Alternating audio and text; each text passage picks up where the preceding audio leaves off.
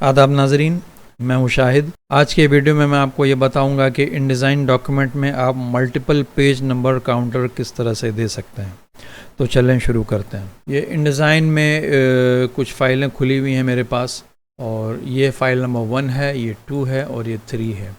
तो हमें इसमें मल्टीपल पेज नंबर देना है। मतलब ये जो पेज नंबर है ये इस फ़ाइल का है जो खुली हुई है, और ये पेज नंबर जो है आपका पेज नंबर 7 तक यहाँ पे आप देखेंगे 7 पेजेस हैं, इसमें तो 7 पेजेस आएगा।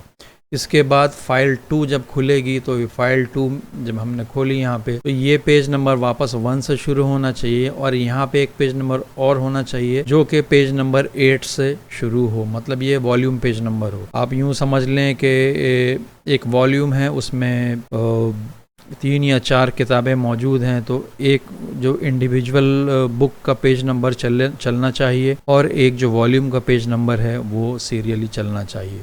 तो वही चीज़ हमें यहाँ पे अप्लाई करना है। तो देखते हैं उसे किस तरह से करेंगे। तो मैं यहाँ फाइल नंबर 1 में आऊँगा और पेज नंबर 1 में जाते हैं यहाँ पे, और यहाँ पे हमें चाहिए वॉल्यूम का पेज नंबर। तो मैं इसके मास्टर पेज में जाऊँगा। सबसे पहले मास्टर पेज में मैं यहाँ पे एक टेक्स्ट फ्रेम बनाता हूँ। ये हमारा लेफ़्ट टू फेसिंग पेजेस है, तो दोनों तरफ हमें वो वॉल्यूम का पेज नंबर देना है। तो यहाँ पे मैंने एक टेक्स्ट फ्रेम बनाया है। अब इस पे मैं जो स्टाइल पेज नंबर का देना है मुझे वो दूंगा। यहाँ पे मैं इसे यूज़ करता हूँ एरियल रेगुलर, एंड इसे सेंटर किया मैंने। इसे करूँगा मैं इंग्लिश, और इसका अब मैं एक पैराग्राफ स्टाइल बना लेता हूँ, बल्कि इसका कलर भी चेंज करेंगे। पैराग्राफ स्टाइल पहले बनाते हैं। ये मैंने यहाँ पे स्टाइल बना लिया है। अब इस पर ऑल्ट क्लिक किया अपने कीबोर्ड पे। मैं अब इस प्लस पे क्लिक करूँगा, और यहाँ पे मैं दूंगा वॉल्यूम पेज नंबर। ये स्टाइल का नाम दिया मैंने। कैरेक्टर कलर रेड कर देते हैं ताकि ज़रा डिफ्रेंशिएट रहेगा उस वाले पेज नंबर से, आपको समझने में आसानी होगी। और इंडेंट एंड स्पेसिंग एक बार चेक कर लेते हैं, ठीक है। बेसिक कैरेक्टर ये 12, इसे 14 कर देते हैं, ज़रा सा वाज़े नज़र आए। और देखते हैं यहाँ पे बुलेट्स एंड नंबरिंग में जाएंगे हम। यहाँ पे नंबर्स सेलेक्ट करना है हमें, और यहाँ पे नंबर का फॉर्मेट हमें चेंज करना है। इसे हम सिर्फ इतना ही रखना है, हमें एक टिल्डा का साइन, एक कैरेट का साइन और ये पाउंड का साइन, ये रखना। अब डिफ़ॉल्ट लिस्ट हमें नहीं चाहिए। मैं यहाँ पे क्लिक करूँगा और यहाँ पे करूँगा न्यू लिस्ट, और यहाँ पे लिखूँगा वॉल्यूम पेज। अब ये दोनों टिक होना चाहिए। इसे किया मैंने ओके, यहाँ भी किया मैंने ओके। अब यहाँ पे मैं वो स्टाइल जो ये मैंने बनाया है वॉल्यूम पेज नंबर का, वो स्टाइल यहाँ पे अप्लाई करूँगा। इस पर मैंने क्लिक किया तो वो स्टाइल यहाँ पे अप्लाई हो गया। अब मैं इसकी डुप्लिकेट करूँगा यहाँ पे। अब इस दोनों को कॉपी किया मैंने, इन दोनों को कॉपी किया मैंने, कॉपी यहाँ से किया मैंने। फाइल नंबर 2 में जाऊँगा, इसके भी मास्टर पेज में जाना है, और यहाँ पे मैं करूँगा एडिट पेस्ट इन प्लेस। ये सेम जगह पे आ गया। अब फाइल नंबर 3 में जाऊँगा, सेम चीज़ मुझे यहाँ भी करना है, एडिट पेस्ट इन प्लेस। तो अब तीनों फाइलों में मेरे पास ये मैटर आ गया है। मैंने सेव किया तीनों फाइलों को, और फाइल नंबर 1 में हूँ मैं अभी, और यहाँ पे जाके देखते हैं। तो अभी आप देखेंगे कुछ भी कहीं नहीं हुआ है। हमने यहाँ पे जो स्टाइल यूज़ किया है वो नंबरिंग लिस्ट है। Numbering list just like that activate नहीं होती है, तो वो भी मास्टर पेज में दिया है हमने। तो इसको एक्टिवेट करने के लिए पहले हमें इसे ओवरराइड करना पड़ेगा। तो मैं अपने कीबोर्ड पे प्रेस करूँगा कंट्रोल शिफ्ट, और इस पर क्लिक करूँगा। तो ये टेक्स्ट फ्रेम मेरा ओवरराइड हो गया, बट अभी भी यहाँ पे नंबर नज़र नहीं आएगा आपको। तो आपने टेक्स्ट टूल सेलेक्ट किया, यहाँ पे आप आए, यहाँ पे एक स्पेस बार दिया, स्पेस दी मतलब स्पेस बार से, तो आप देखेंगे पहला नंबर आ गया। अब जाते हैं पेज नंबर 2 में।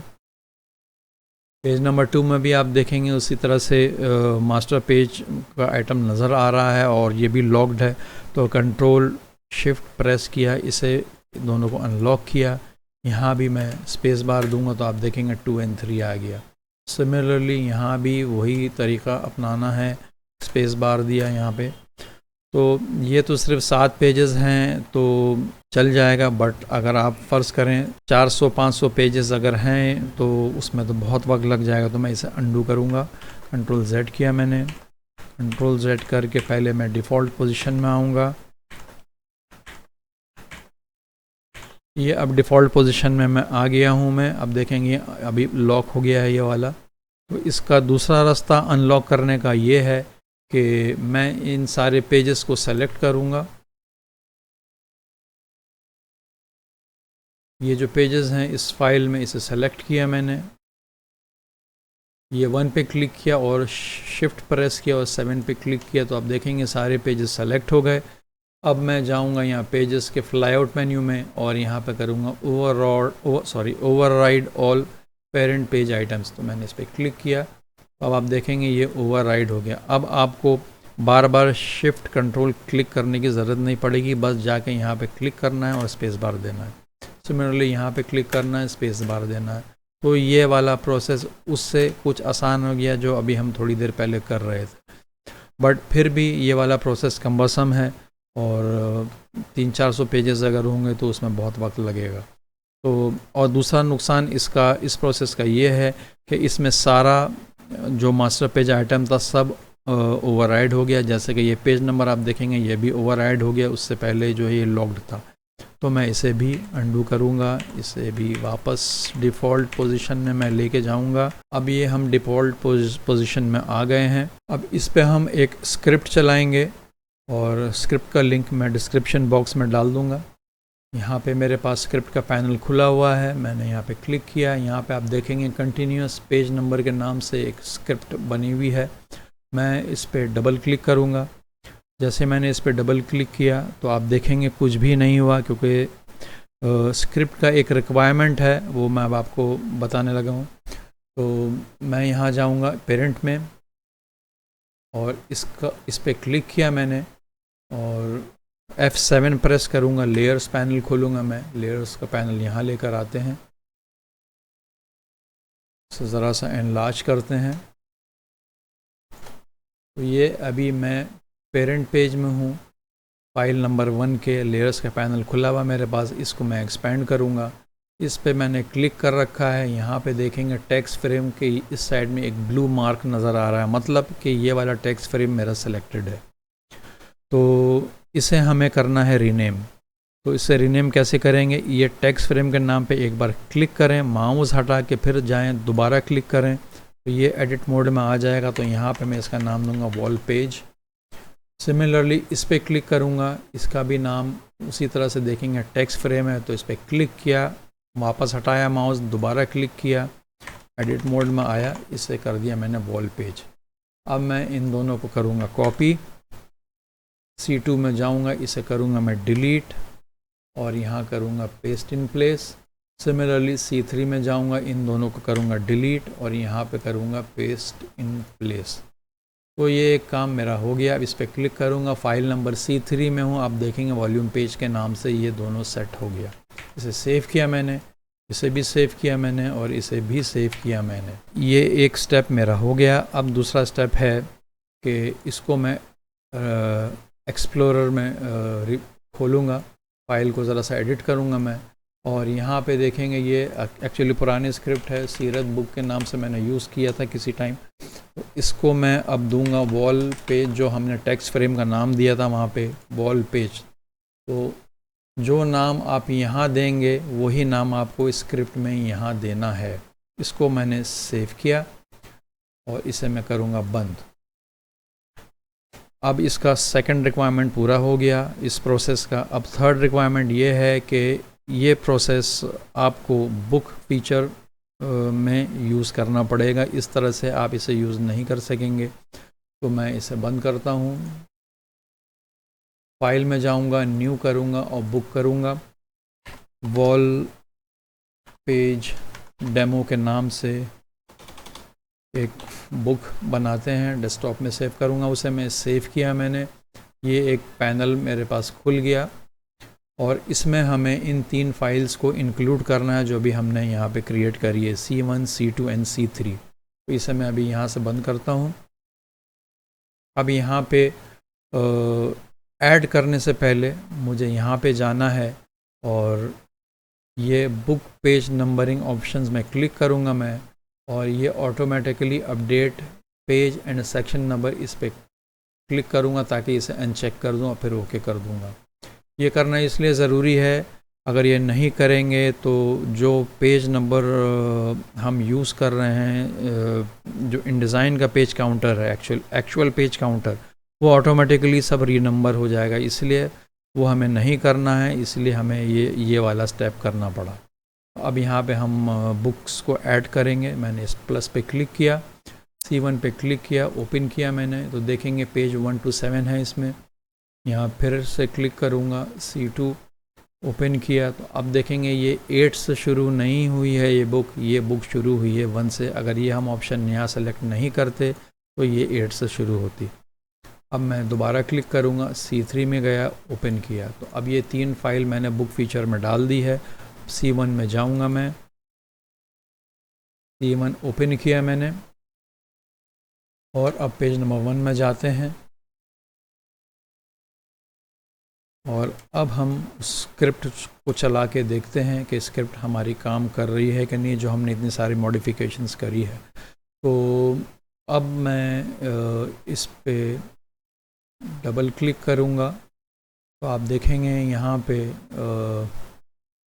नंबर आ गया है। ये स्क्रिप्ट पे मैंने डबल क्लिक किया। अब आगे चल के देखते हैं पेज में 2 and 3, 4 and 5, 6 and 7, 7 पेजेस थे इसमें, तो 7 पेज तक ये काम मेरा हो गया, क्योंकि ये पहली बुक है और दोनों नंबर इसमें सेम ही होंगे।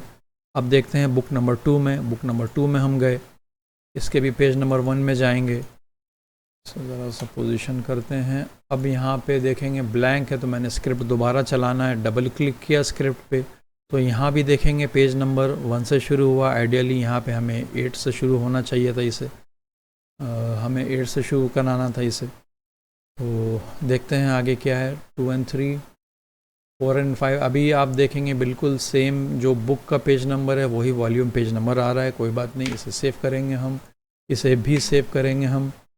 अब थर्ड फाइल खोलते हैं, थर्ड फाइल में भी सेम स्क्रिप्ट चलाना है हमें। तो पेज नंबर 1 में आते हैं, यहाँ भी देखेंगे क्या आ रहा है। डबल क्लिक किया स्क्रिप्ट पे मैंने, तो यहाँ भी वही बात है। आप देखेंगे पेज नंबर 1 से ये नंबरिंग इसकी शुरू हो रही है। तो हम इस बुक वाले पैनल में जाना है हमें, और यहाँ पे देखेंगे इसका ये एक सिंक का ऑप्शन देख रहे हैं, सिंक्रोनाइज स्टाइल्स एंड स्वॉचेस। पहले इस पर क्लिक करेंगे, इस पर क्लिक करके देखते हैं कि ये अपडेट होता है कि नहीं। तो आप देखेंगे C3 कुछ नहीं हुआ अपडेट, जैसा था वैसा ही है। C2 में आते हैं, अपडेट करके देखते हैं, इसमें भी कहीं कोई फ़र्क नहीं पड़ा, इसमें भी कहीं कोई फ़र्क नहीं पड़ा। तो दूसरा ऑप्शन हमारे पास ये है कि हम इसमें जाएं, ये फ्लाईआउट मेन्यू में दोबारा जाएं और अपडेट नंबरिंग में जाएं, और update chapter and paragraph numbers, इस पे हमें क्लिक करना है। इस पे क्लिक करेंगे हम, तो ये हम किस में है, पेज बुक 1 में है। अब बुक 2 में जाते हैं, बुक 2 में जाके देखते हैं कि क्या आया हमारे पास यहाँ पे। अब आप देखेंगे बुक 2 हमारा पेज नंबर 8 से शुरू हो गया। यही हमारा गोल था कि पेज बुक 1 में 7 पेज नंबर 7 तक आया नंबर। यहाँ पे बुक नंबर 2 में आप देखेंगे ये बुक का नंबर 1 से ही शुरू हो रहा है, और वॉल्यूम का नंबर हमारा पेज 8 से शुरू हो रहा है। अच्छा, इसमें कितने पेजेस हैं, इसमें है देखेंगे 8 पेजेस हैं। ये डिफ़ॉल्ट बुक नंबर है और ये वॉल्यूम पेज नंबर है, मतलब नेक्स्ट वाला पेज जो है 16 से शुरू होना चाहिए। तो मैं इस पे जाऊंगा थर्ड फाइल में, और यहाँ पे आप देखेंगे ये वाला पेज नंबर जो है, जो डिफ़ॉल्ट इन पेज का जो पेज काउंटर है, जो बुक नंबर है वो 1 से ही शुरू हो रहा है, और जो वॉल्यूम पेज नंबर है वो 16 से शुरू हो रहा है, और टोटल इसमें ये है 23 तक है। तो इसमें फ़िलहाल 23 पेजेस हैं तीनों फाइल्स को मिला के। तो इनमें से अगर इनको आप डिलीट कर देंगे तो काउंटर मेरा अपडेट होकर ऑटोमेटिकली 21 तक चला जाएगा। तो इस तरीके को यूज़ करके आप जो है अपने इन पेज के इनडिज़ाइन के डॉक्यूमेंट में आप जो है मल्टीपल पेज नंबर दे सकते हैं। तो जनाब, उम्मीद है आज का वीडियो आपको पसंद आया होगा। मुझे कमेंट सेक्शन में ज़रूर बताएं ये वीडियो आपको कैसा लगा। तो आज के लिए बस इतना ही है। आपसे जल्दी मिलता हूँ अगले वीडियो में किसी दूसरी टॉपिक के साथ।